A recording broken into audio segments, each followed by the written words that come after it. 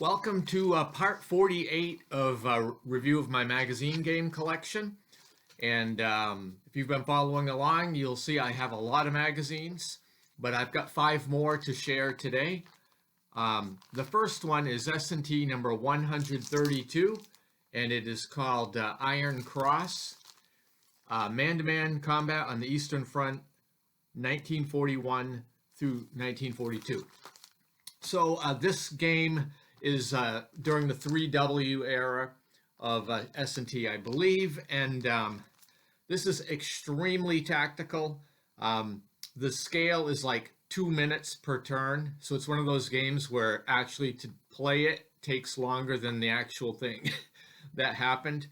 The hex is like 10 meters per hex, and as it said, the units are individual men and individual vehicles. So I've played this game. It's got very common things with a game at this tactical level where you have to deal with line of sight as one of the things. However, I did play this. I found it was fine. I enjoyed it for what it was, and of course, it is a product of its time. But if you want, a man-to-man level World War II game, this is East Front. Iron Cross. The next game I'm looking at is in S&T number 109, Target Libya. And this is a game by David James Ritchie. I like some of his designs. I have a few. One of them is from GMT. I think it's called Lost Victory, which is basically a Kharkov battle of World War II. But he has done a number of very good games. This is a hypothetical. I forget what year this came out in, but it's a hypothetical United States versus Libya war. And of course, this sort of did come to some level of fruition when the United States went in and got Gaddafi. So one of the interesting things is this game does have a Gaddafi counter in the game. The scale is 2 days. A turn is 2 days of time, and the hexes are 30 kilometers per hex, and the units are air squadrons, I think individual naval vessels for the most part, and brigade-sized land units. I've played this game, and again, it's okay for what it was. Because it's a hypothetical, it doesn't really fit current times, but if you want to view this as a historical event that could have happened, your mileage may vary on that. This next one, I don't have the magazine for. I only have the game, and it's called Falklands Showdown, the 1982 Anglo-Argentine War. There's not a lot of games on this topic, although there are some. I have the White Dogs game on Mrs. Thatcher's War, and I know that there are other games on this topic, but it's not the easiest topic to simulate. This game uses the Red Dragon Rising system, or a variation of it, where you're conducting operations when you have the initiative to take a turn, and it's a very asymmetrical game with the United Kingdom against the Argentines. I think it was designed by Philip Sharp, and the units are basically, the land units are battalions, but you have individual ships represented, and a turn is like 3 days of time. And there's a tactical map section, and then there is an operational map. So the tactical map is 5 miles per inch because it's an area map, and the strategic map is like 100 miles per inch. I know there have been criticisms of this game because there are apparently some things that you can do that break the game in order to make it unwinnable for one side. I don't play my games that way. I try to develop a story based on what's unfolding, and so it doesn't really bother me. And I know that some people have felt like, yeah, the flaws of the game actually are historical. So I don't really know. I don't have a strong comment on that. I just wanted a game on the Falklands War. I remember I was in high school when that war happened. And so it's S&T number 269 is where you can find this. And it does command a fair a higher price for these older magazine games for whatever reason, and I don't know why. This next one is S&T number 139.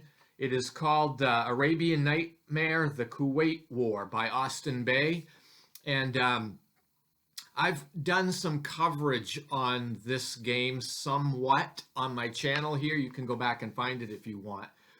But this is the magazine release in S&T. It's a 3W era magazine. However, Decision Games had, I believe, just bought the company, and so they went ahead and published this game as their first game that they published, but it wasn't really done under their management, I don't think. And the 3W actually has this game also in a Ziploc, I think. My copy is in a Ziploc. And it is basically the same game. The problem is, because of the magazine format here, they had to leave out the political rules. And they never published the political rules in like Moves or Fire and Movement or anything else. So you're really handicapped when you get this version of the game. You can play the land game, but there's a lot of flavor that comes out with the political pre-game that you run. So I think what I did on my channel here is I went through an example of play with the political pre-game. And, you know, I think that if you want to try that, if you have this magazine game, if you reach out to me through email, I probably could get you a copy of the political rules that are not in here. So the game was fine. I enjoyed playing this. I think the turns represent 1 to 3 days of time. The units are a wide array ranging from, you know, battalions all the way up to corps. It has naval squadrons and air wings. And I played the game. It's fine. This was a hypothetical, but the game was released right around the time that the Kuwait War broke out. So it's kind of timely, and it was an interesting take on it.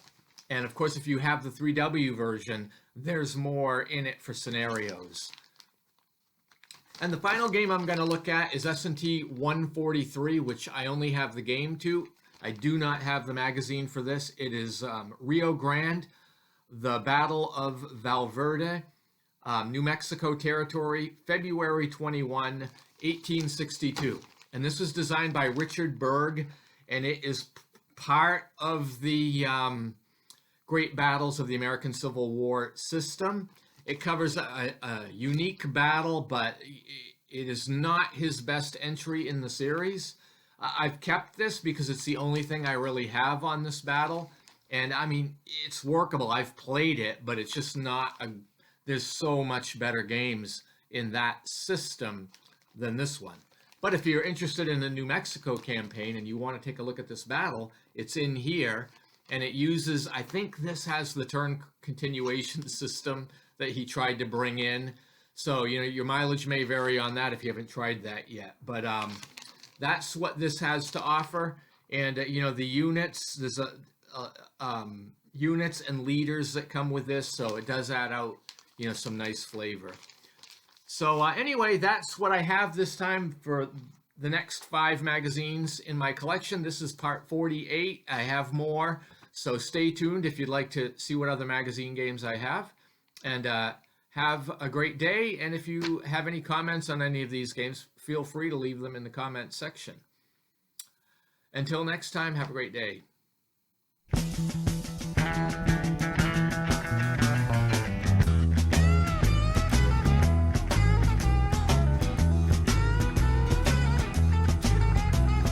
Trucking, got my chips cashed in, keep trucking like the Doodah Man. Together, more or less in line, just keep trucking.